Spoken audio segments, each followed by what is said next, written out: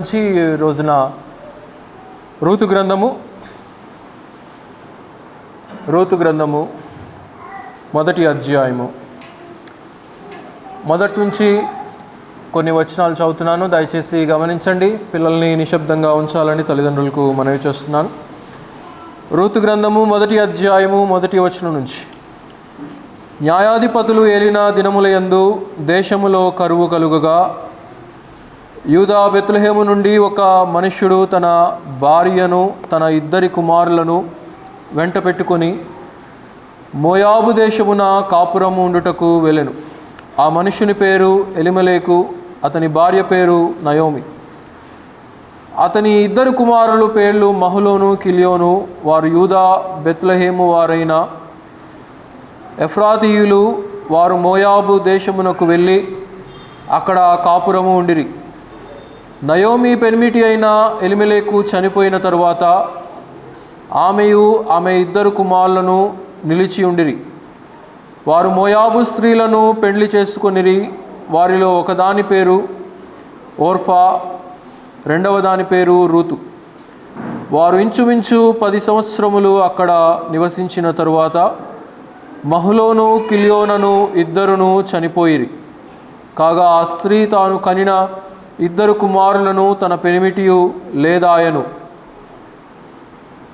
దేవుడి కొద్ది మాటను దీవించిన రీతిగా చిన్న ప్రార్థన చేసు. మమ్మల్ని మిక్కిలిగా ప్రేమించి రక్షించినటువంటి మా యేసయ్య, ఈ యొక్క మధ్యాహ్న కాలపు సమయంలో చదవబడినటువంటి లేఖన భాగం మీరు దీవించండి. పరిశుద్ధాత్మని జ్ఞానము ద్వారా మాకు బోధించి మీరే మాకు సహాయం అనుగ్రహించుదురని యేసయ్య నామములో అడిగి వేడుకొనుచున్నాము తండ్రి, ఆమేన్. ప్రభునందు ప్రియులారా, ఇక్కడ మనం చదువుకున్నటువంటి వచన భాగములు మనకు బాగా తెలిసినటువంటివే. ఆయన పరిశుద్ధాత్ముడు మరి ఒకసారి మన జ్ఞాపకానికి యొక్క వచన భాగాలను మన ఎదుట ఉంచి ఉంటున్నాడు. ఇక్కడ మనం చదివినటువంటి వచన భాగాలలో ఇక్కడ ఒక కుటుంబము మనకు కనబడతా ఉన్నది. ఆ కుటుంబమునకు ఎదురైనటువంటి పరిస్థితి, ఆ కుటుంబమునకు ఎదురైనటువంటి శోధన, ఆ కుటుంబమునకు మరి ఏ రీతిగా వారి యొక్క పరిస్థితులు మారిపోయాయి అనే విషయాన్ని మనం అర్థం చేసుకుంటే, ఈ మధ్యాహ్న కాలపు సమయంలో ఒక విశ్వాసికి పరిస్థితులు అనానుకూలంగా మారినప్పుడు ఏం చెయ్యాలి? What do we do when the circumstances turn against us? మన జీవితాల్లో పరిస్థితులు మనం అనుకున్నట్టుగా కాకుండా, మనం అనుకోనని విధంగా, అది ఒక మంచి అర్థాన్ని కాకుండా ఒక నష్టాన్నో, లేకపోతే ఒక శ్రమనో, లేకపోతే ఒక రోగాన్నో, మరి ఆ యొక్క మార్గము మనల్ని నడిపించినప్పుడు మనం ఏం చేస్తాం, ఏం చేయగలం మనం అనేది పరిశుద్ధాత్ముడి మధ్యాహ్న కాలపు సమయంలో మనతోటి మాట్లాడాలని ఆయన ఇష్టపడతా ఉంటున్నాడు. అయితే ఇక్కడ మనం చదువుకున్నటువంటి వచన భాగాల్లో యూదయ, ఎఫ్రతా అనబడినటువంటి ప్రాంతములలో బెత్లెహేము అనబడినటువంటి గ్రామంలో ఒక కుటుంబము మనకి ఇక్కడ కనబడతా ఉన్నది. వారు అక్కడ నివసిస్తూ ఉంటున్నారు. సర్వసాధారణంగా బెత్లెహేము అనగానే మనకు చిన్నప్పటి నుంచి సండే స్కూల్ నుంచి, లేకపోతే అమ్మ పాలపీక పెట్టి దగ్గర నుంచి మనకు ఒకటి తెలుసు. ఏంటి అని అంటే, బెత్లెహేము అనగానే రొట్టెల ఇల్లు అనేది మనకు తెలుసు. లేకపోతే బెత్లెహేము అనగానే యేసు ప్రభువారు జన్మించినటువంటి జన్మస్థలము అనేది మనకు తెలుసు. అయితే ఈ యొక్క కుటుంబము దేవుని ఆధీనములో ఉంటూ, దేవుని ప్రజల మధ్య ఉంటూ, దేవుని యొక్క కాపుదల్లో ఉంటూ మరి వారు అక్కడ నివసిస్తూ ఉంటున్నారు. భర్త, భార్య, 2 కుమారులు నివసిస్తున్నట్లుగా మనం చూస్తూ ఉంటున్నాం. భర్త పేరు ఏమంటున్నాడు అక్కడ? ఎలిమెలెకు అంటా ఉంటున్నాడు. అనగా దేవుడే నా యొక్క రాజు, గాడ్ ఈజ్ మై కింగ్ అనేటువంటి అర్థము, మంచి పేరు కలిగినటువంటి వ్యక్తి. తన భార్య పేరేంటి? నయోమి, అంటే మధురము, స్వీట్. వాళ్ళకి 2 కుమారులు ఉన్నారు. వాళ్ళ పేర్లేంటి? మహలోను, రెండో వాడి పేరు కిలియోను. మహులోను అనగా రోగిష్ఠోడు, కిలియోను అనగా పీనుగా. అయితే వీరు ఎలాంటి ప్రాంతంలో ఉన్నారు అని అంటే ఆ ప్రారంభ వచనాలు గమనించండి. రూతు గ్రంథంలో 1వ అధ్యాయము 1వ వచనంలో, న్యాయాధిపతులు ఏలిన దినముల యందు దేశములో కరువు కలుగగా అని అంటా ఉంటున్నాడు. ఈ 4 అధ్యాయాలు కూడా రూతు గ్రంథంలో పొందుపరిచినటువంటి 4 అధ్యాయాల్లో కూడా ఒక అమూల్యమైనటువంటి సత్యాన్ని పరిశుద్ధాత్ముడు పొందుపరిచాడు. అది ప్రతి విశ్వాసి కూడా మన యొక్క జీవిత అనుభవాలలో గుండా, ఆ మార్గాల గుండా మనం ప్రయాణించినప్పుడు ఎలాంటి పాఠాన్ని, ఎలాంటి మరి సత్యాన్ని మనం అర్థం చేసుకొని మన ఆత్మీయతను చక్క చేసుకోవాలో, మన ఆత్మీయతను కట్టుకోవాలి అనే విషయాన్ని ఈ కుటుంబం ద్వారా దేవుడు మనకు ఒక పాఠాన్ని నేర్పించాలని ఇష్టపడతా ఉంటున్నాడు. అయితే వీరు ఎలాంటి ప్రాంతంలో ఉన్నారు అనంటే న్యాయాధిపతులు ఏలినటువంటి ప్రాంతంలో వీరు ఉన్నారు. న్యాయాధిపతులు ఎక్కడి నుంచి వచ్చారు? దేవుని ద్వారా నియమించబడినటువంటి వారు. దేవుని ప్రజలను నడిపించడానికి, ఇశ్రాయేలు జనాంగాన్ని నడిపించడానికి న్యాయాధిపతులు అనబడినటువంటి వారిని దేవుడే నియమించి వారి ద్వారా దేవుడు ప్రజలతో మాట్లాడవలసినటువంటి సత్యాలను మాట్లాడుతూ వారిని, ఇశ్రాయేలు జనాంగాన్ని అనగా దేవుని బిడలను నడిపించేటువంటి కాలాన్ని బట్టి మనం చూస్తూ ఉంటున్నాం. అయితే దేవుని ప్రజలుగా ఉన్నటువంటి వారి మధ్య దేవుని న్యాయాధిపతులుగా, అధిపతులుగా నియమించబడి వారి ద్వారా నడిపించబడుతున్నటువంటి కాలంలో ఏం కలిగిందంటే వారికి ఆ దేశంలో కరువు కలిగెను. There was a famine, there was food scarcity. కనుక దేవుని ఇంటిలో, రొట్టెల ఇంటిలో, బెత్లెహేము అనబడినటువంటి గ్రామంలో ఆహారము సమృద్ధిగా ఉండవలసినటువంటి ప్రాంతంలో, దేవుని న్యాయాధిపతుల ద్వారా ప్రజలు నడిపించబడుతున్నటువంటి ప్రాంతంలో ఏం కలిగింది అంటున్నాడు? కరువు కలిగింది అంటున్నాడు. దాని అర్థం ఏంటంటే దేవుని ద్వారా నడిపించబడినప్పటికీ కూడా, భక్తి కలిగినప్పటికీ కూడా, విశ్వాసము కలిగినప్పటికీ కూడా, ప్రార్థనలు చేసినప్పటికీ కూడా, కుటుంబము ఎంతో విశ్వాసంగా ఉన్నప్పటికీ కూడా, సంఘము ఎంతో బలమైనటువంటిదిగా ఉన్నప్పటికీ కూడా, బలమైనటువంటి వారి ద్వారా నడిపించబడినప్పటికీ కూడా పరిశుద్ధాత్ముడు మన జీవితాల్లోనికి కొన్ని అనుభవాలు పంపిస్తాడు అనే విషయాన్ని ఇక్కడ మనము తెలుసుకోగలుగుతూ ఉంటున్నాం. భక్తిపరులే మహులో ఈ యొక్క నయోమి, అలాగే ఎలిమెలెకు అనబడినటువంటి ఈ యొక్క భార్యాభర్తలు ఇద్దరు కూడా భక్తిపరులే. భక్తి కలిగినటువంటి జనాంగము మధ్యనే ఉంటున్నారు. భక్తి కలిగినటువంటి న్యాయాధిపతుల ద్వారానే నడిపించబడుతూ ఉన్నారు. అయినప్పటికీ కూడా వారి జీవితాల్లో ఆ ప్రాంతంలో కరువు వచ్చినట్లుగా మనం చూస్తూ ఉంటున్నాం. సమృద్ధి కలిగినటువంటి స్థలంలో కరువు వచ్చింది. ఎప్పుడైనా తూర్పుగోదావరి, పశ్చిమ గోదావరి జిల్లాలకు వెళ్తే అక్కడ ధాన్యము చాలా సమృద్ధిగా ఉంటుంది. కోస్తా ప్రాంతాల్లో కూరగాయలు పండిస్తూ ఉంటారు. ఆ ప్రాంతాల్లో పండేటువంటి పంటలు, ధాన్యాలు మన దేశం మొత్తానికి కూడా ధాన్యము సప్లై చేయగలిగినటువంటి మరి ఫుల్నెస్ తోటి నింపబడి ఉంటుంది. ఎవరైనా అనుకుంటారా అలాంటి ప్రాంతంలో కరువు వస్తుందని? ఎవరు అనుకో. అలాగే ఈ యొక్క రొట్టెల ఇంటిలో కూడా ఈ కుటుంబాలు, ఈ ప్రజలు దేవుని ప్రజలుగా, ఇశ్రాయేలు జనాంగముగా ఉంటున్నటువంటి వారు కూడా అనుకోలేదు ఈ అనుకోనటువంటి కష్టము వారి మధ్యకు వస్తుంది అనే విషయాన్ని మనం ఇక్కడ గమనించాలి. కొన్నిసార్లు దేవుడే దానిని మనకు అలౌ చేస్తాడు. ఎందుకంటే మనం ఒక మంచి ఆత్మీయమైనటువంటి నడవడికను, కట్టుబాటును మనము నేర్చుకోవటానికి ఆయన అనుమతిస్తాడనే విషయాన్ని మనం ఇక్కడ గమనించాలి. కనుక దేవుని చిత్తము ఏంటో వారి జీవితాల్లో ఎరిగి ఉండవలసినటువంటి బాధ్యతను మనం తెలుసుకోవాలి. దేవుడు ఇక్కడ ఒక విలువైనటువంటి సత్యాన్ని నేర్పిస్తూ ఉంటున్నాడు. నీవు అనుకునేటువంటిది కాదు, నేను అనుకునేటువంటిది నీ జీవితంలో నెరవేర్చాలని నేను ఇష్టపడుతున్నాను. కనుక దేవునికి ఇష్టం లేనటువంటి తత్వాన్ని మనం అలవాటు చేసుకుంటే కొన్నిసార్లు ఇబ్బందులకు గురి అయిపోయే అవకాశం ఉన్నది, శ్రమలకు గురి అయిపోయే అవకాశం ఉన్నది, రోగాల పాలై హాస్పిటల్స్లో పాలైపోయేటువంటి అవకాశం ఉన్నది. ఇవన్నీ కూడా దేవుడే మన జీవితాల్లోనికి అలౌ చేస్తున్నాడు అనే విషయాన్ని మనం ఇక్కడ గమనించాలి. ఎందుకు అనంటే మనము మట్టి ఘటాలం అనే విషయాన్ని మనం మర్చిపోకూడదు. మనమేం దేవదూతలం కాదు కదా, వీఆర్ నాట్ ఏంజల్స్. దేవదూతల్లాగా అలాంటి వైభవము, అలాంటి పరిస్థితులు దేవుడు మనకి ఇవ్వలేదు. కానీ అంతకంటే మించినటువంటి ధన్యతను, తన రూపాన్ని, తన స్వభావాన్ని, తన యొక్క ఆత్మీయతను, తన యొక్క నడవడికను మన ఆత్మీయమైనటువంటి ప్రవర్తన ద్వారా, మన జీవితాల ద్వారా ఆయన నడిపించడానికి ఇష్టపడుతున్నట్లుగా మనం చూస్తూ ఉంటున్నాం. అయితే కొన్నిసార్లు శ్రమలు వస్తాయి. ఏం చేస్తాం అప్పుడు? ఏం చేస్తారు? అప్పుడు శ్రమ వచ్చినప్పుడు ఎవరి వైపు చూస్తారు? ఇబ్బంది వచ్చినప్పుడు ఎవరి వైపు చూస్తారు? సహజంగా మానవులంగా మనం చేసేటువంటిది ఏంటంటే, మానవులం కాబట్టి మానవులనే మనం ఆశ్రయిస్తూ ఉంటాం. కానీ దేవుణ్ణి మనం ఆశ్రయించవలసినటువంటి వారమై ఉంటున్నాం. యోబుకు రాలేదా కష్టాలు? అంతటి భక్తిపరుడు, అంతటి నీతిమంతుడు, అంతటి యథార్థవర్తనుడు ఆ కాలములో లేడంట.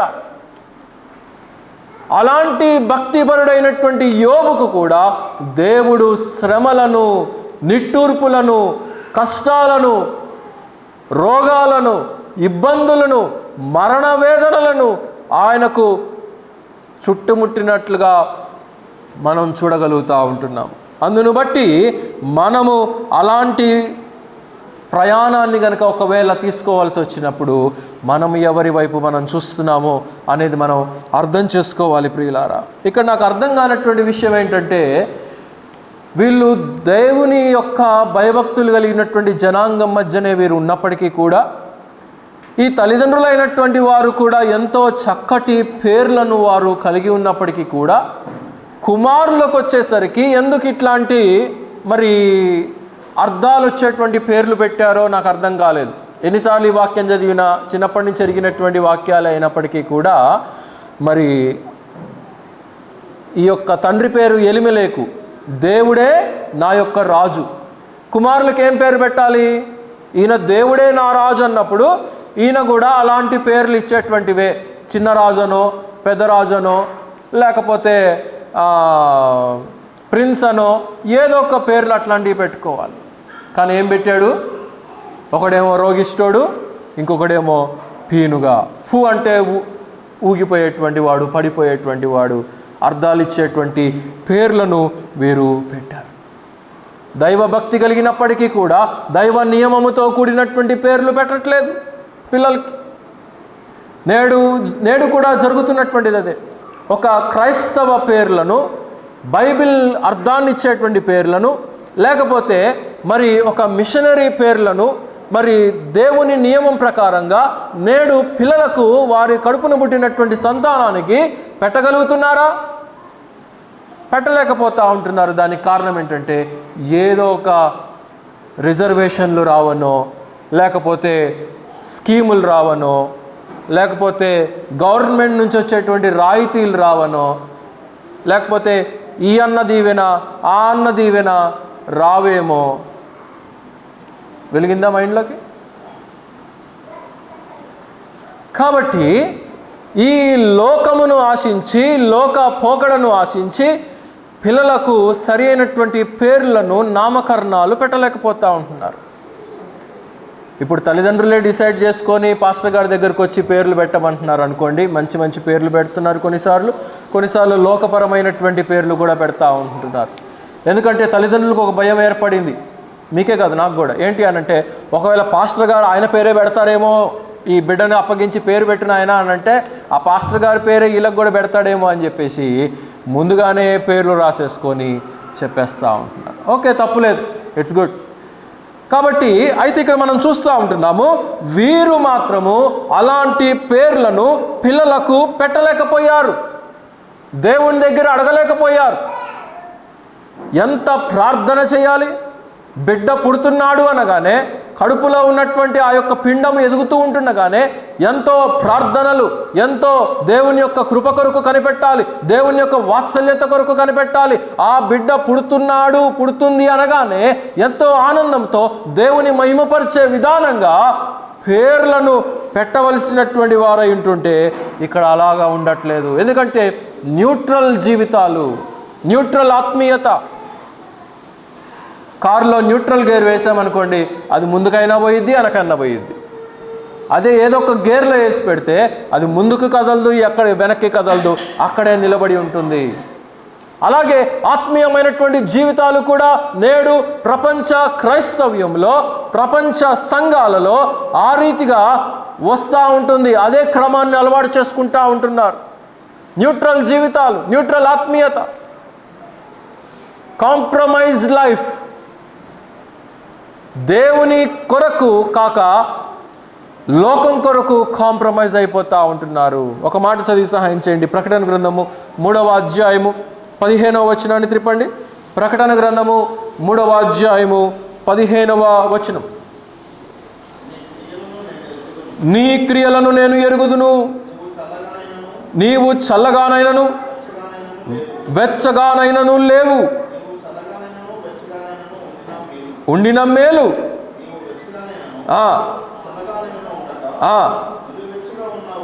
నులివెచ్చనిగా ఉన్నావు గనుక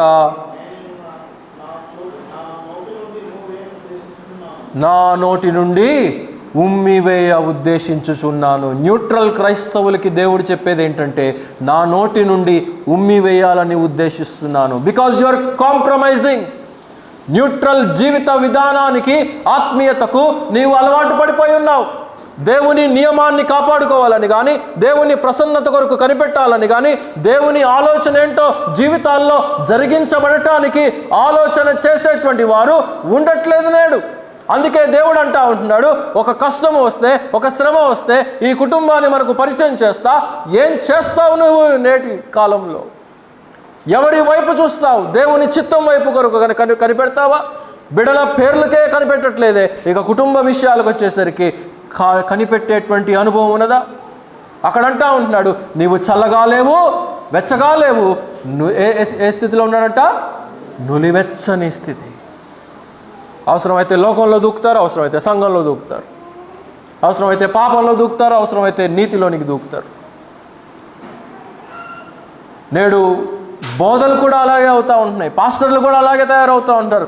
న్యూట్రల్, ఎవరికి కూడా ఏ కష్టము లేనటువంటి వాక్యాలు, ఏ ఇబ్బంది లేనటువంటి ప్రార్థనలు. అందరూ వచ్చిన వారందరూ కూడా ఏదో ఒక కథలు చెప్పో, కమామేషి చెప్పో, వాడు అట్లా అన్నాడు కాబట్టి నేను ఇట్లా అంటాను, నేను ఇట్లా అన్నా కాబట్టి వాళ్ళు అట్లా అంటారు, ఏదో ఒక ఇది చెప్పేసి, ఏదో ఒక కట్టుకథనో బురిడి కథనో చెప్పేసి కాలక్షేపం చేస్తూ ఉంటున్నారు. ఎందుకంటే గాయపరచకూడదు. గాయపరిస్తే చందాలు ఆగిపోతాయేమో, గాయపరిస్తే దశమ భాగాలు ఇవ్వరేమో, గాయపరిస్తే వచ్చేటువంటి వారు రాకుండా మానుకుంటారేమో అని చెప్పేసి దేవుని యొక్క నియమాన్ని ప్రకటించకుండా చెప్పేటువంటి దౌర్భాగ్యపు, దరిద్రపు సేవకులు నేడు ఎక్కువైపోతూ ఉంటున్నారు. న్యూట్రల్ అయినటువంటి జీవిత విధానము విశ్వాసుల్లో మాత్రమే కాదు కానీ సంఘ కాపరుల్లో కూడా వచ్చి ఇమిడిపోతూ ఉన్నది. సంఘాలను కూడా ఆ రకమైనటువంటి భ్రష్టత్వానికి నడిపిస్తూ ఉంటున్నారు. అయితే ఇక్కడ ఈ కుటుంబాన్ని మనకు పరిచయం చేస్తూ, వీరు కష్టము వచ్చింది, శ్రమ వచ్చింది, అయితే వారు ఏమనుకున్నారు, అక్కడి నుంచి వెళ్ళిపోదాం. దేవుని ఇంటిలో కష్టము వచ్చిందే, దేవుని నాయకుల ద్వారా నడిపించబడేటువంటి అధిపతుల మధ్య కష్టము వచ్చింది కదా, కనిపెడదాం, ఇక్కడే ఉందాం, we will seek for God's help అని ఆ భార్యాభర్తలు ఇద్దరు కూడా అనుకున్నటువంటి వారు కారు. దేవుని నియమం ఏంటో కనిపెట్టుకుందాము. ఈ ఉపద్రవం ఎందుకు వచ్చింది మన జీవితాల్లో? ఈ యొక్క కష్టము ఎందుకు వచ్చింది మన జీవితాల్లో? ఈ శ్రమను ఎందుకు దేవుడు, why did he allow such a devastated situation into our lives అనే విషయాన్ని అర్థం చేసుకోలేకపోయారు ఈ యొక్క ఎలిమెలెకు, నయోమి అనబడినటువంటి వీరు. దేవుని సన్నిధిలో వెళ్ళి ప్రార్థన చేయాలనేటువంటి ఆలోచన రాలేదు వీళ్ళకి. కనీసం ప్రార్థన చేయాలన్నటువంటి ఆలోచన రాలేదు. ఓకే, కనీసం ఆ ఊర్లో ఉన్నటువంటి రబ్బాయి దగ్గర కన్నా వెళ్ళి, ఏంటి మా పరిస్థితి ఏంటి, ఎందుకు ఈ ప్రాంతంలో ఈ యొక్క కరువు వచ్చింది అని సేవకుని దగ్గరికి వెళ్ళి అడగగలిగారా? పాస్టర్ గారి దగ్గరికి వెళ్ళి వీళ్ళు తెలుసుకున్నారా? అందుబాటులోనే ఆ ప్రాంతంలో దైవభక్తి నియమాలు కలిగినటువంటి ప్రజల మధ్య వీరు ఉన్నారు, కానీ ఎవరిని కూడా ఎలాంటి దేవుని చిత్తం ఏంటి ఇలాగున్నది ఈ యొక్క ప్రాంతంలో అనేటువంటి ఎంక్వైరీని వారు చేయలేకపోయారు.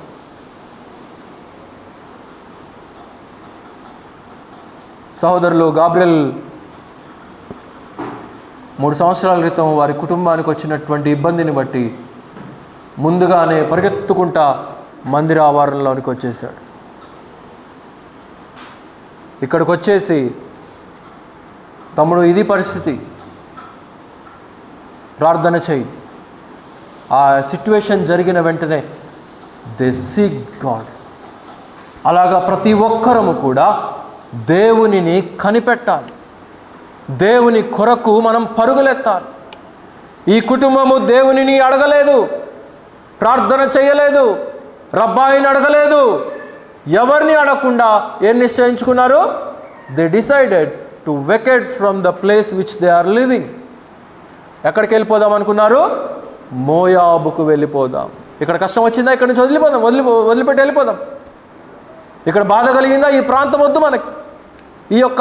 ఇప్పుడు చూడండి, చాలామంది వాస్తులు చూస్తూ ఉంటారు. ఈ డోర్ ఇక్కడ బాగాలేదని ఎవడో వచ్చి చెప్తాడు, ఆ డోర్ బీకేసి గోడ కడతాడు. లేకపోతే ఈ కిటికీ ఎందుకయ్యా ఇక్కడ అని చెప్తాడు, ఆ కిటికీని తీసేసి గాలి వెలుతురు రాకపోయినా పర్లేదు కానీ అన్నీ క్లోజ్ చేసుకొని లోపల కూర్చొని ఉంటాడు. ఈ మెట్లు ఇక్కడ ఎందుకు అని చెప్పి అంటాడు, ఆ మెట్లు తీసేస్తారు. అంటే ఆ ఇంటిలో ఏదో దోషం ఉన్నదని, ఆ ప్రాంతంలో ఏదో దోషం ఉన్నదని అనుకోకూడదు. మనలోనే ఏ దోషం ఉన్నది, ఎందుకు ఈ యొక్క పరిస్థితులు మన జీవితాల్లోనికి వచ్చాయని దేవునిని విచారించే వారంగా మనం ఉండాలి. అంతేగాని ప్రాంతాన్ని వదిలిపెట్టే, ఇల్లు వదిలిపెట్టే, స్వజనులను వదిలిపెట్టేసేయి, సంఘాన్ని వదిలిపెట్టేసేయి. ఇక్కడ ఈ సంఘం బాగాలేదా, ఇంకో సంఘం జంప్. నేను బైబిల్లో లేనటువంటి మాటలు చెప్పట్లేదు, నేను బైబిల్లో ఉన్నటువంటి మాటలే చెప్తా ఉంటున్నాను. యోబు భార్య ఏమని సలహా ఇచ్చింది చెప్పండి? యోబు భార్య ఏమని సలహా ఇచ్చింది? నీ కష్టం వచ్చింది కాబట్టి నువ్వు దేవుణ్ణి వదిలిపెట్టేసేయి. అంతటి నీతిమంతుని యొక్క భార్య, అంతటి యథార్థవంతుడైనటువంటి భార్య, ప్రతిరోజు భర్తతో కూడా ఏకీభవించి ప్రార్థించేటువంటి భార్య, సహవాసము కలిగినటువంటి భార్య, దేవుని నీతి నియమాలు, కట్టడలను, శాసనాలను ఎరిగినటువంటి ఆ యథార్థవంతుని యొక్క భార్యనే డైరెక్ట్గా వచ్చేసి ఆయనకు సలహా ఇస్తుంది, నీవు ఈ యొక్క దేవుణ్ణి వదిలిపెట్టేసే అని చెప్పేసి.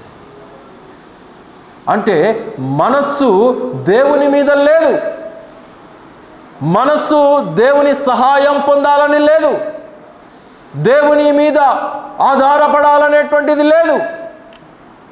ఎంతసేపు తాత్కాలికమైనటువంటి జీవిత విధానము, తాత్కాలికమైనటువంటి సొల్యూషన్స్ వెతుకుతూ ఉంటారు. చాలామంది చేసేటువంటి తప్పిదం ఏంటంటే, ఆత్మీయమైనటువంటి పరిస్థితులు అనానుకూలంగా ఉన్నప్పుడు భౌతికమైనటువంటి సొల్యూషన్స్ కొరకు ఎదురు చూస్తూ ఉంటారు. స్పిరిచువల్గా ఎదురయ్యేటువంటి సమస్యల కొరకు, స్పిరిచువల్గా మనం అర్థం చేసుకోవలసినటువంటి వాటి కొరకు ఆత్మీయంగా అర్థం చేసుకోకుండా, ఆత్మీయంగా చూడకుండా, శారీరక విధానంతో, లోక సంబంధమైనటువంటి ఆలోచనతో పరిస్థితులను చక్క చేసుకోవాలని ఇష్టపడతా ఉంటారు. కానీ ఇక్కడ దేవుడు అలాగా చెప్పట్లేదు. ఎలిమెలెకు నయోమి యొక్క జీవిత విధానాల్ని మనకు ఉదాహరిస్తూ ఈ యొక్క మధ్యాహ్న కాల సమయంలో వారు ఏ రీతిగా తమ ఆత్మీయతలో క్షీణించిపోయారో, how this couple were drowned in spirituality, holy spirit is showing unto us. పరిశుద్ధాత్ముడు మనకు నేర్పిస్తూ ఉంటున్నాడు, దేవుని మీద ఆధారపడమని చెప్తా ఉంటున్నాడు మనకి. ప్రతి పరిస్థితిలో కూడా దేవుని మీద ఆధారపడాలి. దావీదు అలాగా ఆధారపడ్డాడు. త్రిప్పండి, ఒక మాట చదవండి, 34వ కీర్తన త్రిప్పండి, 34వ కీర్తన 4వ వచనం చదవండి. 34:4 నేను యెహోవా యొద్ద విచారణ చేయగా ఆయన నాకు ఉత్తరమిచ్చెను. దావీదు యొక్క అనుభవము అది. నేను యెహోవా దగ్గరకు వెళ్తున్నాను, I'm going on to God and I'm enquiring.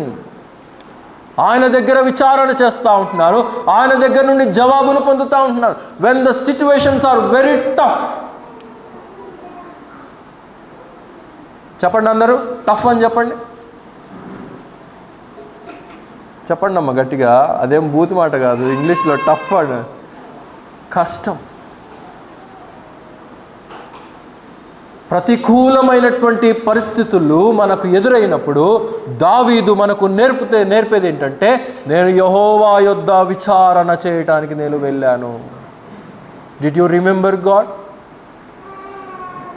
దేవునిని అడిగావా?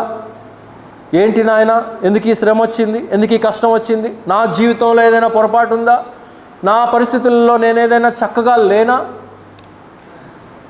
సౌలు అర్థం చేసుకోలేకపోయాడు. సౌలు అర్థం చేసుకోక దేవుడు మౌనంగా ఉన్నాడు, నాతో మాట్లాడట్లేదు, దేవుని దగ్గర నుండి నీ యొక్క నిశ్శబ్దాన్ని నేను తట్టుకోలేనని చెప్పేసి తన మిస్టేక్ వల్ల దేవుడు మాట్లాడట్లేదు అనుకొని దేవుని దగ్గరికి వెళ్ళలేదు, దేవుని దగ్గరికి ప్రార్థన చేయడానికి వెళ్ళలేదు. ఎక్కడికి వెళ్ళాడు? మాంత్రిక విద్యల దగ్గరికి వెళ్ళాడు, కర్ణ పిశాచుల దగ్గరికి వెళ్ళాడు సౌలు. అప్పటికి సమూయేలు కూడా చనిపోయాడు. కాబట్టి ఏం చేయాలో అర్థం కానటువంటి పరిస్థితుల మధ్య దేవునిని ఆశ్రయించలేదు. అప్పటి వరకు దేవుని ద్వారా నడిపించబడినటువంటి వాడే, కానీ తాను చేసినటువంటి తప్పిదము, తాను చేసినటువంటి అవివేకము, తాను చేసినటువంటి ఆ యొక్క విఘ్నత లేనటువంటి పని వలన దేవుడు మాట్లాడట్లేదనే విషయాన్ని గ్రహించినప్పటికీ కూడా మరి దేవునిని మరలా క్షమాపణ అడగాలని, దేవునిని ఆశ్రయించాలని, దేవుడు మరలా తనతో మాట్లాడాలని తను అనుకోలేదు. ఎవరిని ఆశ్రయించాడు? కర్ణ పిశాచుల్ని ఆశ్రయించినటువంటి వాడిగా మనం చూడగలుగుతూ ఉంటున్నాం. నేడు కూడా అనేక మంది అలాగే ఉంటున్నారు, దేవునిని ఆశ్రయించట్లేదు, భౌతికత్వాన్ని ఆశ్రయిస్తూ ఉంటున్నారు. పిల్లలకి ఏదైనా అనారోగ్యం వచ్చిందంటే పోదాం పద హాస్పిటల్కి అని కాదు అనేది, పోదాం పద ఎవడొక్కడు మనకి ఏదో ఒక విద్య నేర్పిస్తాడు, ఏదో ఒక తాడులు కడతారు, తాయెత్తులు కడతారు, భుజానికో ఇక్కడ కాళ్ళకో. లేకపోతే ఒక పిల్లోడికి చూసింది నేను ఇక్కడే, ఎప్పుడు ఆరోగ్యం బాగోదు, కనీసం ఒక 2 నెలలకు ఒకసారన్నా ఒక 10 రోజులు హాస్పిటల్ అడ్మిట్ అవుతాడు ఒక పిల్లోడు. తల్లిదండ్రులు చర్చికి వెళ్తారు, అయినప్పటికీ కూడా వాడికి ఆ రోగము తగ్గట్లేదని చెప్పేసి మందిరానికి వెళ్ళి విచారించటం కాదు. ఒకసారి నేను ఎత్తుకుంటే మెడకు ఒక గ్రీన్ కలర్ తాయెత్తు కనపడింది. ఏంటమ్మా ఇది, ఏం చర్చికి వెళ్తున్నారు మీరు, ఆదివారం ఏమో బైబిల్ పట్టుకొని పోతారా, అందుకే మీ పిల్లోడికి రోగాలు తగ్గదని చెప్పాను మొహానే. కాబట్టి దేనిని ఆశ్రయిస్తున్నాము మనము అనే విషయాన్ని నేడు మనము అర్థం చేసుకోవలసినటువంటి వారమై ఉంటున్నాం. దావీదు అంటా ఉంటున్నాడు, I went to God, I remembered God, నేను దేవుని దగ్గరికి వెళ్ళి విచారణ చేశాను. సమూయేలు మొదటి గ్రంథం 30వ అధ్యాయంలో సిక్లగ్లో మహావేదనతో కూడినటువంటి పరిస్థితి దావీదుకి ఎదురైనప్పుడు అమాలేకీయులు శత్రువులు వచ్చి వీరి యొక్క దావీదు యొక్క భార్యలను, తనతో పాటు ఉండేటువంటి సోల్జర్స్ యొక్క భార్యలను, పిల్లలను, సామాగ్రిని, ధనాన్ని, వెండిని, బంగారాన్ని, సమస్తాన్ని కూడా చెరగొని వెళ్ళిపోతే దావీదు తన యొక్క మనుషులందరూ కూడా ప్రాంతానికి వచ్చేసరికి ఆ జరిగినటువంటి సంభవాన్ని బట్టి అక్కడ ప్రజలందరూ కూడా చాలా బిగ్గరగా ఏడ్చారంట ఆ యొక్క స్థలంలో. ఎందుకు ఈ యొక్క పరిస్థితి, ఎందుకు ఈ యొక్క ఉపద్రవం మా జీవితాల్లో, మా కుటుంబాల్లో సంభవించింది, ఎందుకు శత్రువు వచ్చి మా యొక్క కుటుంబ సభ్యులను, మా యొక్క మరి ధనాన్ని, మా యొక్క సామాగ్రిని ఎందుకు శత్రువు వచ్చి తీసుకొని వెళ్ళిపోయాడు అనేది వారు అక్కడ విచారించి గట్టిగా బిగ్గరగా ఏడుస్తూ ఉంటున్నారు దేవుని సముఖంలో. అయితే వారు అక్కడ ప్రజలు ఏం చేశారంటే, దావీదు వలన మాకు ఈ కష్టం వచ్చింది, ఇదిగో ఈ యొక్క దావీదే మాకు ఈ కష్టాన్ని తెచ్చాడు, దావీదే మాకు ఈ యొక్క శ్రమను తెచ్చాడు అని చెప్పేసి అక్కడ ప్రతి ఒక్కరు ఏం చేశారు, రాళ్లను తీసుకొని దావీదును చంపటానికి పూనుకున్నారు. కష్టం ఎందుకు వచ్చిందని దేవుని దగ్గర పరిపూర్ణంగా విచారణ చేయటానికి వాడు ఇష్టపడలేదు అక్కడ ఉన్నటువంటి వారు. కష్టము వచ్చింది కాబట్టి ఇదిగో మా నాయకుడు చేసినటువంటి తప్పిదము వలన తమ జీవితాల్లో ఎందుకు ఈ పరిస్థితి వచ్చింది అనేది అర్థం చేసుకోలేరు. చాలా సులభంగా నాయకుల మీద నేరాలు నెట్టేస్తూ ఉంటారు. కాబట్టి ఇక్కడ దావీదు కూడా అలాంటి అనుభవంలో ఉంటున్నాడు. దావీదుకు ఎన్నో కష్టాలు వచ్చినాయి. తన సొంత రక్తము తనని విభేదించింది అనేక సందర్భాల్లో, అనేకమైనటువంటి పరిస్థితుల మధ్య తన సొంత రక్తము తనను అవమానించింది, తనను వ్యతిరేకించింది, తనను హేళన చేసింది, తనను దూరం పెట్టింది, తనను ఆక్రమించుకోవాలని ప్రయత్నించింది తన యొక్క సొంత రక్తం. పరిస్థితులు రాజైనప్పటికీ కూడా, నాయకుడైనప్పటికీ కూడా పరిస్థితుల నుండి దావీదు దేవుని ద్వారా త్రోసివేయబడినటువంటి వాడు కాడు. పరిస్థితుల గుండా, వ్యతిరేకమైనటువంటి వాటి గుండా ప్రయాణించినటువంటి వ్యక్తిగా మనం చూస్తూ ఉంటున్నాం. ఎప్పుడైనా ఒకసారి దావీదు మనసును ఆలోచన చేశారా? దావీదు యొక్క సిట్యువేషన్లో ఉండి, ఇంగ్లీష్లో ఒక మాట ఉంది, you will know when you are in my shoes అని చెప్పి అంటాడు. అంటే నువ్వు నా చెప్పులు వేసుకుంటే నీకు నా పరిస్థితి ఏందో అర్థమవుతుంది. అంటే నేనున్నటువంటి ప్లేస్లో, నేనున్నటువంటి కష్టంలో, నేనున్నటువంటి శ్రమలో నీవు ఉంటే నా బాధ ఏంటో నీకు అర్థమవుతుంది అని చెప్పి అంటూ ఉంటారు కొన్నిసార్లు. ఎప్పుడైనా దావీదు యొక్క గుండెలోకి వెళ్ళి గమనించారా? పుట్టినప్పటి నుంచి కూడా తండ్రి అవమానించాడు, తండ్రి దూరం పెట్టాడు, తన సొంత అన్నలు తనను దూరం పెట్టారు, తనను దగ్గరకు చేరనివ్వలేదు.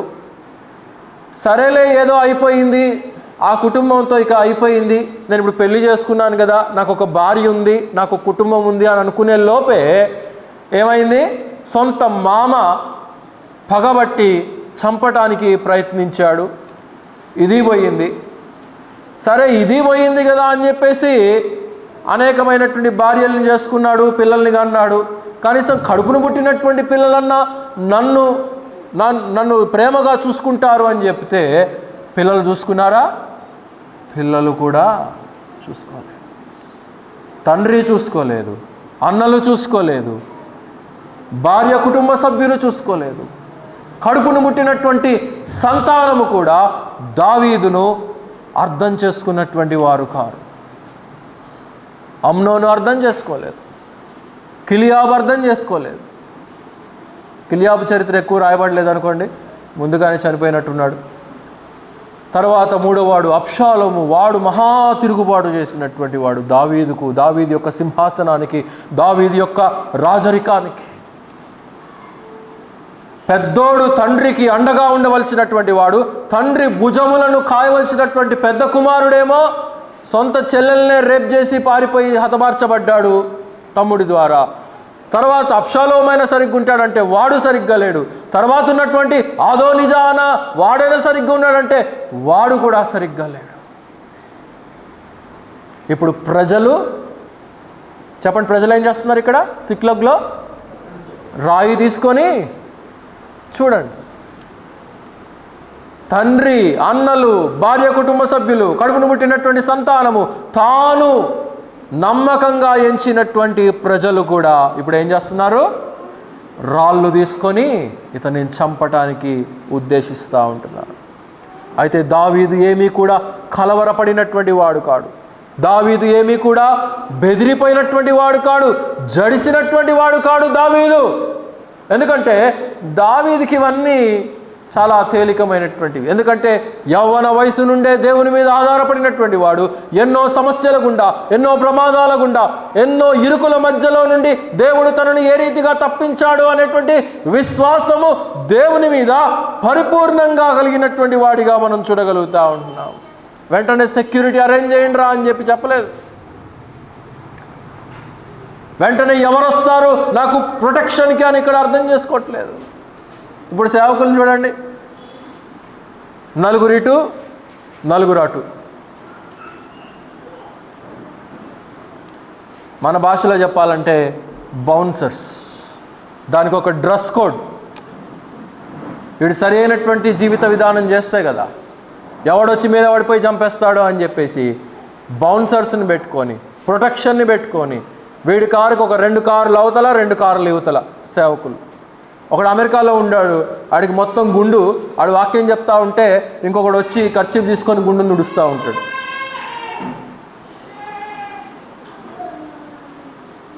కాబట్టి ఎప్పుడైనా యేసుక్రీస్తు వారు బాడీ గార్డ్స్ని పెట్టుకున్నట్టు మనం ఎప్పుడైనా చదివాము దేవుని యొక్క లేఖనాల్లో? అనేక ప్రాంతాలు ఆయన తిరిగాడు, అనేక కష్టాల మధ్య ఆయన ఉన్నాడు, అనేకమైనటువంటి ఇరుకుల మధ్య ఆయన ఉన్నాడు. కానీ కనీసం తలవాల్చుకొనుటకు కూడా స్థలము లేదంట. అంటే ఒక తలగడ కూడా లేనటువంటి పరిస్థితి. తన చుట్టూ ఎవరిని పెట్టుకోలేదు.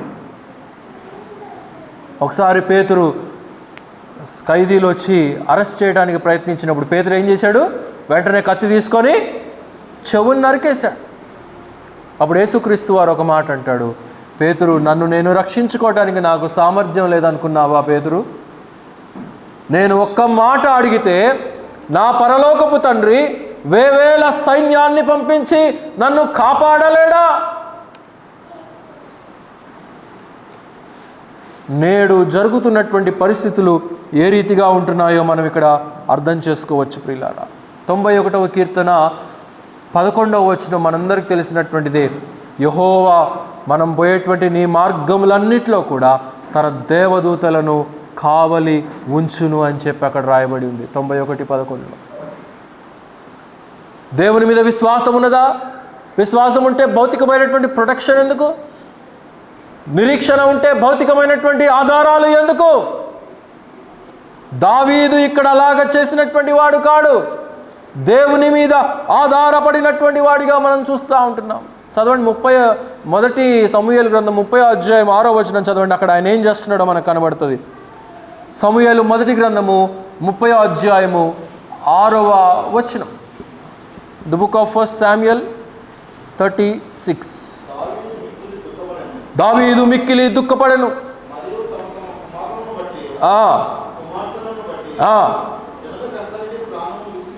ప్రాణము విసికినందున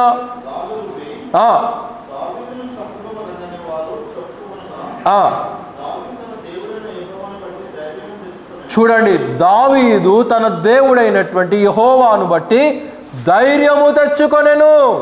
చుట్టూ ప్రమాదమే, తన చుట్టూ ప్రమాదమే, తన చుట్టూ శత్రువులే, తన చుట్టూ కూడా తనను హతమార్చాలని ప్రయత్నించేటువంటి వారే అయినప్పటికీ కూడా దావీదు తన నమ్మకత్వాన్ని దేవుని మీద కనుపరిచినట్లుగా మనం చూడగలుగుతూ ఉంటున్నాం. దేవునిని ఆశ్రయించినటువంటి వాడిగా మనం ఇక్కడ చూడగలుగుతూ ఉంటున్నాం. ఏం చెప్తున్నాడంటే అక్కడ అబ్యాతారును పిలిపించి ఎఫోదును తీసుకొని రమ్మని చెప్తా ఉంటున్నాడు. ఎఫోదును తీసుకొనిరా, నేనేం చెయ్యాలో దేవుడు నాకు తెలియచేస్తాడు. నేను ఏం చెయ్యాలో దేవుని చిత్తము ఏంటో నేను తెలుసుకోవాలని ఇష్టపడుతున్నానని చెప్పేసి దావీదు ఎఫోదును జ్ఞాపకం చేసుకున్నాడు. దేవునిని జ్ఞాపకం చేసుకున్నాడు. దేవుని చిత్తాన్ని జ్ఞాపకం చేసుకున్నాడు. దేవుని యొక్క మాట కొరకు కనిపెట్టినటువంటి వాడిగా మనం చూడగలుగుతూ ఉంటున్నాం. 18వ కీర్తన త్రిప్పండి. 18వ కీర్తన 6వ వచనం నుండి చదవండి, లేక 4 నుంచి చదవండి. 18:4.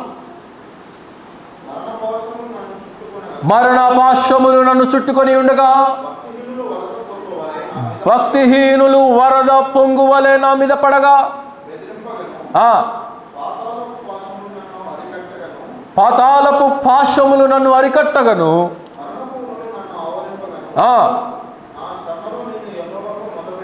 నా శ్రమలో నేను యెహోవాకు మొరపెట్టి తిని నా దేవునికి నేను ప్రార్థన చేసి తిని. చేసావా నీ దేవునికి ప్రార్థన? అడిగావా, ప్రభువా ఎందుకు ఈ కష్టం, ఎందుకు ఈ బాధ, ఎందుకు ఈ యొక్క భయంకరమైనటువంటి ఉపద్రవము నా జీవితంలోనికి వచ్చిందని అడిగారా? దావీదు అడిగినట్లుగా మనం చూడగలుగుతూ ఉంటున్నాం. దావీదు దైవ చిత్తము కొరకు అడిగినట్లుగా కనిపెట్టినట్లుగా మనం చూడగలుగుతూ ఉంటున్నాం. అక్కడే 19వ వచనాన్ని కూడా చదవండి. 18:19. విశాలమైనటువంటి స్థలమునకు ఆయన నన్ను తోడుకొని వచ్చెను. నేను ఆయనకు ఇష్టడను, నేను ఆయనకు ఇష్టడను గనుక ఆయన నన్ను తప్పించను. దావీదు మనస్సు దేవుని మీద ఉన్నది, దేవుని ప్రసన్నత మీద ఉన్నది, దేవుని సంఘం మీద ఉన్నది, దేవుని సహవాసం మీద ఉన్నది, దేవుని యొక్క చిత్తము మీద ఉన్నది. అందుకొరకే కనిపెట్టినటువంటి వాడిగా మనం చూస్తూ ఉన్నాం. విచారించినట్లుగా మనం చూస్తూ ఉన్నాం. ఈ కుటుంబం కనిపెట్టలేదు, పారిపోయారు, పాపపు స్థలానికి పారిపోయారు. దేవుని యొక్క చిత్తము వారి జీవితాల్లో జరిగించబడటానికి వీరు కనిపెట్టినటువంటి వారు కారు, కానీ దావీదు కనిపెట్టినట్లుగా మనం చూస్తూ ఉన్నాం. దావీదు యొక్క అనుభవము అది. ఏంటి అంటే విశాల స్థలమునకు ఆయన నన్ను తోడుకొని పోయినా. అవును, ఇరుకులో ఉన్నాను, కష్టంలో ఉన్నాను, ఇబ్బందులు ఉన్నాను, ఆర్థిక ఇబ్బందులు ఉన్నాయి, కష్టాలు ఉన్నాయి, రోగాలు ఉన్నాయి, కుటుంబ సమస్యలు ఉన్నాయి, మరి అనేక రకాలైన ఇబ్బందులు ఉన్నాయి. Okay, but when I enquired with God, దేవునిని నేను విచారణ చేసినప్పుడు, దేవుని దగ్గరికి వెళ్ళి విచారణ చెయ్యాలి. మన కుటుంబం ఎందుకు ఇలాగుంది, మన జీవితం ఎలాగుంది, ఎందుకు ఇలా ఉంది, ఇలా మారిపోవడానికి కారణం ఏంటనేది దేవుని దగ్గరికి వెళ్ళి మనం ఎంక్వైరీ చేయాలి. మన జీవితాన్ని మనం ఎంక్వైరీ చేసుకోము. వాడి సంగతి ఏంది, వీడి సంగతి ఏంది, వాళ్ళ పిల్ల సంగతి ఏంది, మన పిల్ల సంగతి ఏంది, ఆ కుటుంబం సంగతి ఏంది, ఈ కుటుంబం సంగతి ఏంది. We enquire about many things which is of nonsense, but we do not inquire what is the utmost important to our lives. ఏదైతే విలువైనటువంటి ఆత్మీయతను మనము తెలుసుకోవాలో, విచారణ చేయాలో, దేవుని దగ్గరికి వెళ్ళి ఆయన కరుణ కొరకు కనిపెట్టాలో, దాని కొరకు కనిపెట్టాం మనం. దావీదైతే అంటున్నాడు, ఇదిగో నేను కనిపెట్టాను. ఎక్కడ కూర్చుండి పెట్టాడంట? విశాలమైనటువంటి స్థలంలో. ఏ చిక్కులు లేవు, ఏ ఇబ్బందులు లేవు, ఏ సమస్యలు లేవు, ఏ అనారోగ్యాలు లేవు, ఏ ఆర్థిక ఇబ్బందులు లేవు, ఏ రోగాలు లేవు. విశాలమైనటువంటి స్థలంలో నన్ను కూర్చుండబెట్టాడు. ఎందుకు అనంటే అక్కడ అంటున్నాడు కదా, నేను ఆయనకు ఇష్టుడను గనుక. ఎందుకు ఇష్టుడుగా ఉన్నాడంటే కనిపెట్టాడు కాబట్టి ఇష్టుడుగా ఉన్నాడు. కర్ణ పిశాచుల దగ్గరికి వెళ్ళలేదు, మాంత్రిక విద్యల దగ్గరికి వెళ్ళలేదు, భౌతికమైనటువంటి అంగబలము కొరకు, సైనిక బలము కొరకు, ధనము కొరకు పరిగెత్తలేదు.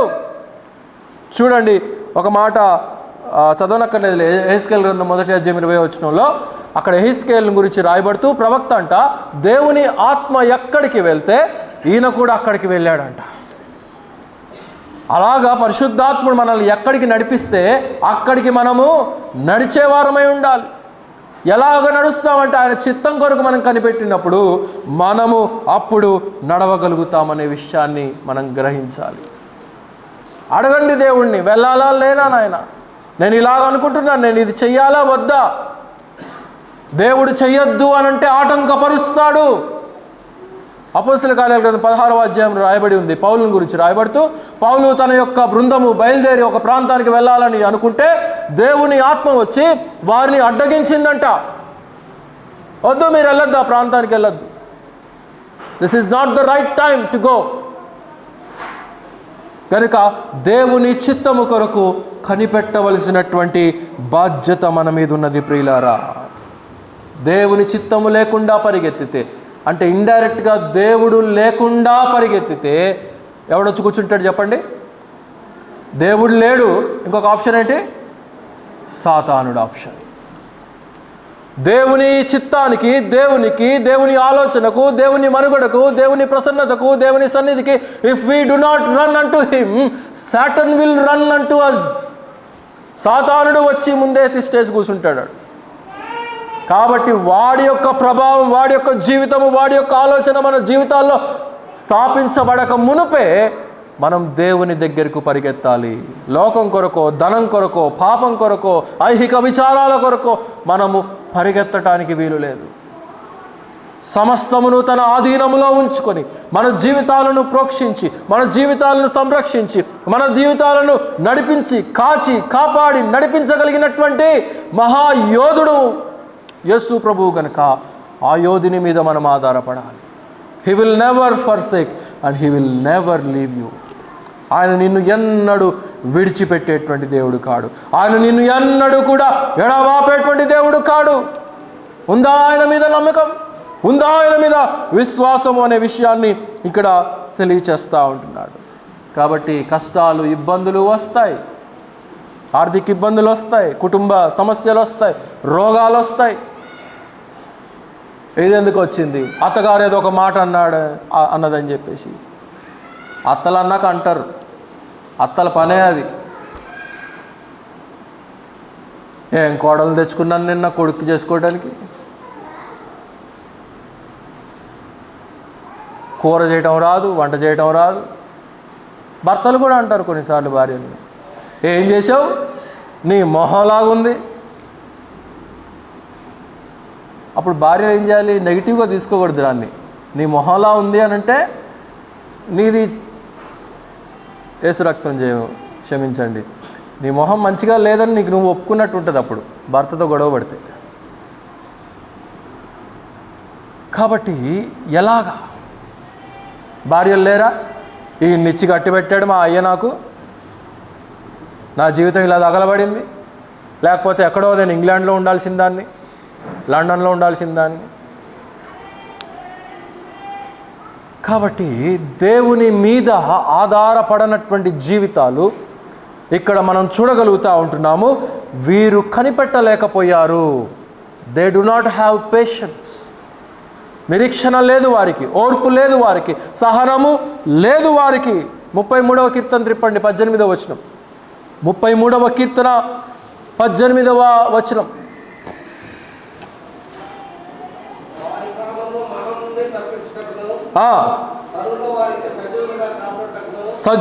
కరువులో నుండి సజీవులుగా వారిని కాపాడుటకును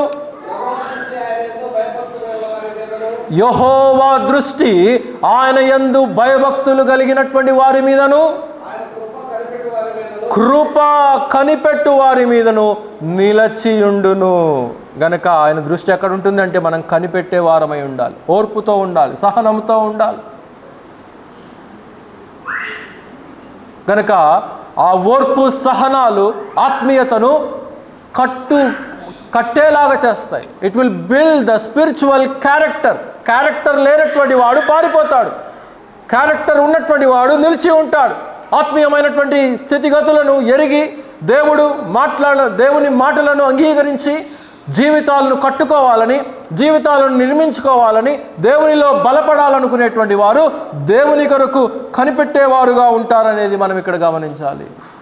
ఎందుకంటే శ్రమలు, కష్టాలు అనేటువంటివి దేవుని ద్వారానే పంపించబడతాయి. ఎందుకంటే మనం మరింత నూతనమైనటువంటి జీవిత విధానాన్ని దేవుని కొరకు కనపరచాలని, మరింత శ్రేష్టమైనటువంటి ఆత్మీయతను దేవుని కొరకు జీవించాలని. పేతురు రాసిన మొదటి పత్రిక, త్రిపి సహాయం చేయండి. పేతురు రాసిన మొదటి పత్రిక 5వ అధ్యాయము 10వ వచనం. 5:10. తన నిత్యమైన మహిమ యందు క్రీస్తు యందు మిమ్మల్ని పిలిచి సర్వ కృపా నిధియగు దేవుడు కొంచెము కాలము మీరు శ్రమపడిన పిమ్మట తానే మిమ్ములను పరిపూర్ణులుగా చేసి సిద్ధపరిచి బలపరచును. ఏమంటున్నాడు అక్కడ? కొంచెము కాలము శ్రమ పడిన తరువాత ఆయనే మిమ్మల్ని స్థిరపరుస్తాడు, బలపరుస్తాడు. కనుక శ్రమలు ఎల్లకాలం ఉండవు. కనుక ఇబ్బందులు, సమస్యలు అనేటువంటివి ఎల్లకాలము ఉండవు, కొంచెం కాలమే ఉంటాయి. తర్వాత దేవుడే బలపరిచి, దేవుడే స్థిరపరిచి, దేవుడే తన యొక్క అనుకూలతలో మనల్ని దీవించేటువంటి దేవుడు. ఎందుకంటే అక్కడ అంటున్నాడు ఆయన సర్వకృపానిధియగు దేవుడు. రోమాపత్రిక 5:3 చదవండి. రోమాపత్రిక 5వ అధ్యాయము 3వ వచనం.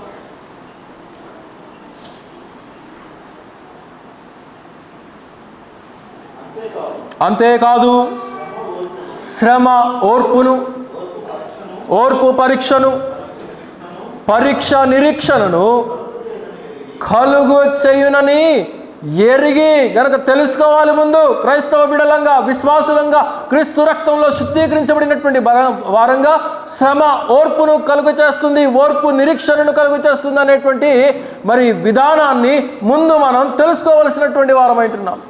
తెలుసుకోవాలి అంటే దేవునిలో మనం కనిపెట్టి బలపరచబడి ఆయన అనుకున్నటువంటి ఆలోచనకు లోబడవలసినటువంటి వారమై ఉంటున్నాం. అంతేగాని మోయాబుకు పారిపోవటం కాదు.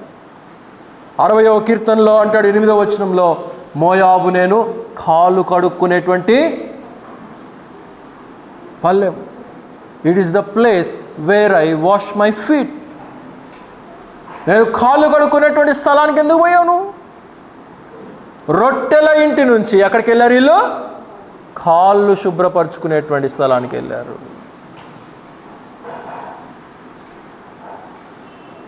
వారానికి ఒకసారో, 10 రోజులకు ఒకసారో, లేకపోతే రోజు మార్చి రోజు మన ఇళ్లలో ఉండేటువంటి మన యొక్క వాష్రూమ్స్ను, బాత్రూమ్స్ను శుభ్రపరచుకుంటూ ఉంటారు.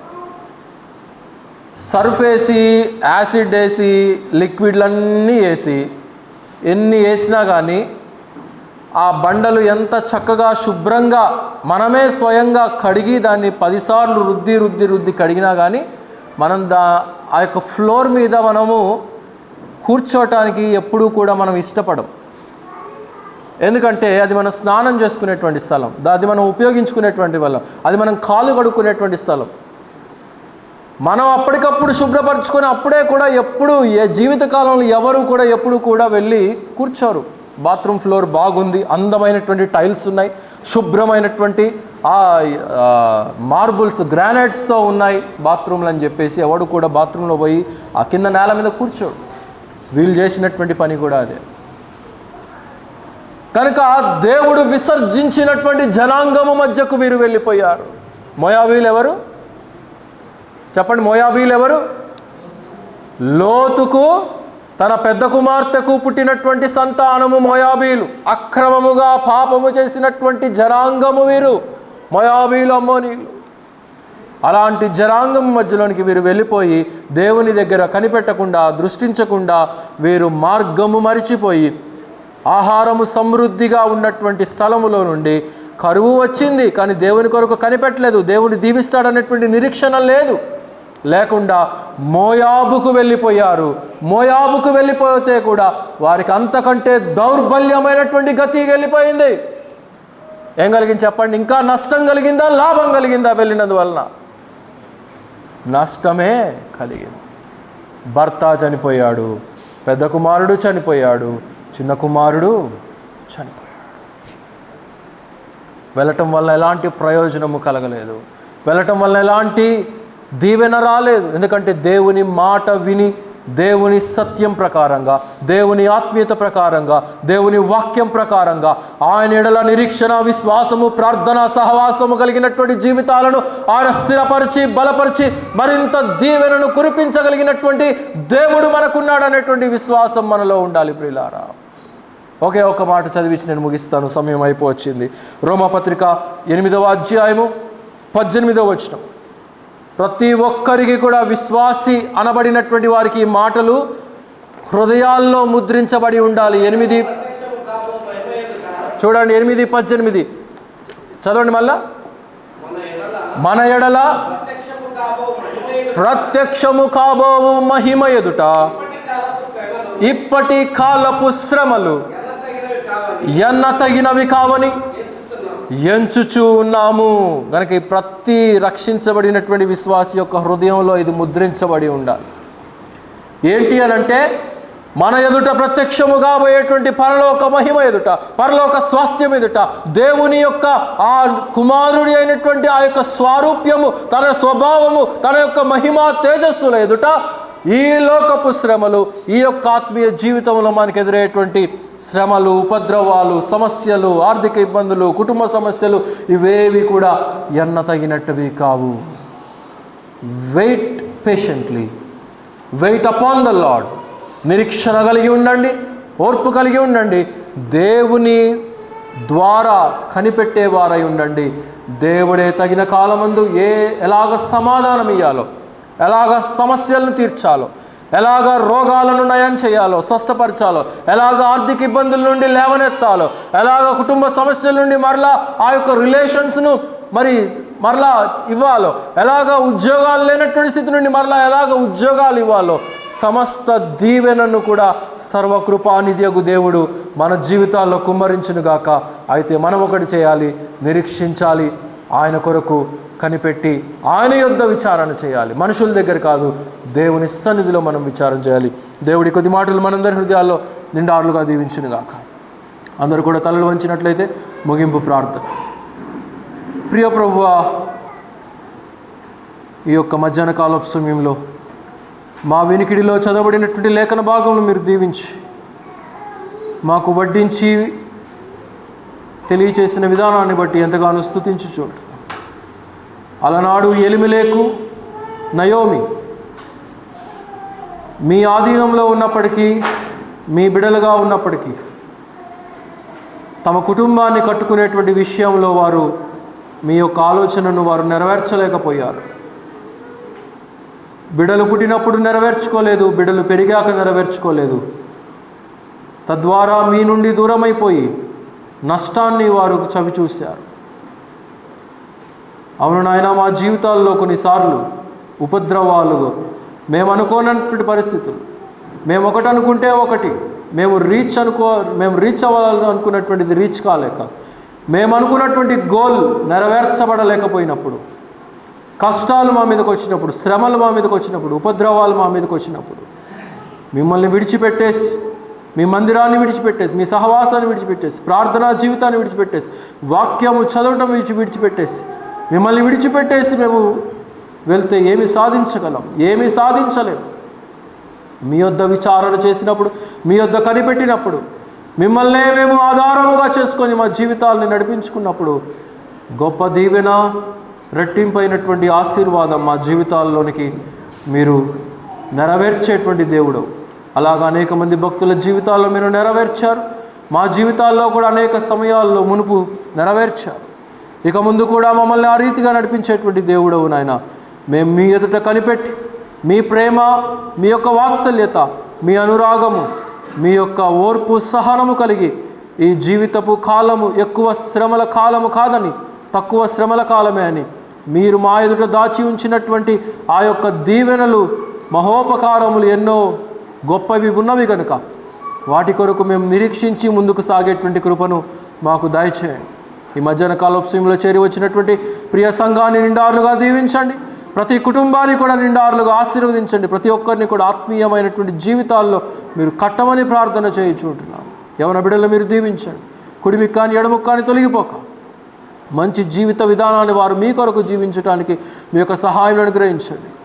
ఇంటర్మీడియట్ డిగ్రీ, ఇంజనీరింగ్ చదువుతున్నటువంటి బిడ్డలకు పరీక్షలు ఉంటుండగా ఆ బిడ్డలకు మంచి తెలివిని, జ్ఞానమును దయచేయండి. అలాగే చిన్న క్లాసులకు కూడా ఎగ్జామ్స్ జరగవలసి ఉంటుండగా ఆ బిడ్డలకు కూడా మంచి జ్ఞానాన్ని, తెలివిని దయచేసి ఎగ్జామ్స్ అన్నింటిలో కూడా మీ యొక్క తెలివితో నింపమని, పై తరగతులకు మంచి మార్కులతో వారు సాధించి ముందుకు కొనసాగేటువంటి కృపను అనుగ్రహించమని ప్రార్థన చేయించుకుంటున్నాం. ఈ వారం అంతా కూడా ప్రకటించబడినటువంటి ప్రతి సంఘ కార్యక్రమం కూడా నాయన మీ నామానికి మహిమకరంగాను మాకు దీవెనకరంగా జరుగుటకు మీ యొక్క సహాయం అనుగ్రహించండి. యూట్యూబ్ ద్వారా కూడా అనేక ప్రాంతాల నుండి వీక్షిస్తున్నటువంటి పిల్లలందరినీ కూడా నిండారులుగా మీరు దీవించి వారిని ఆశీర్వదించి మీరే మహిమ పొందుతున్నారు.